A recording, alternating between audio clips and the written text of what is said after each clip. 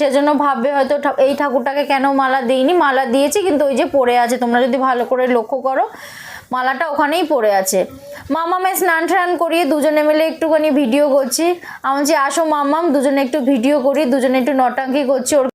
ওর কিন্তু আমি খাবার নিয়ে বসেছি, তোমরা যদি সাইডে লক্ষ্য করো দেখবে ওর বাটিটা রয়েছে। আমি ওকে বিছানায় খাওয়াই, নিচে বসাই না, কারণ ও ভীষণ পালিয়ে যায়। এক তো খেতে চায় না, বিছানায় থাকলে অল্প জায়গার মধ্যে ওকে আমি ধরে নিতে পারি, সেজন্য ওকে আমি নিচে নামাই না। তো খাওয়াতে খাওয়াতে আমি বললাম আসো একটুখানি আমরা ভিডিও শ্যুট করি, ওর খুব ভালো লাগে ফটো তুলতে ভিডিও করতে। তো আমি ওকে মাঝে মাঝে, আমাদের এরকম অনেক ছোট ছোট ভিডিও আছে ছোটোবেলা থেকেই, আমি ওর স্মৃতি হিসাবে এগুলো রেখে দিই। এখন তো ভিডিও করছি, আশা করি এগুলো এরকমভাবেই ইউটিউবে থেকে যাবে। ও যখন বড় হবে দেখতে থাকবে, ও ভাববে যে ও কত দুষ্টু করতো। আর ও এই সময় কিন্তু খুব দুষ্টু করে, মানে এই এজটা না বাচ্চাদেরকে সামলানো ভীষণ ডিফিকাল্ট হয়ে যায়, যারা সিঙ্গেল মাদার তাদের জন্য।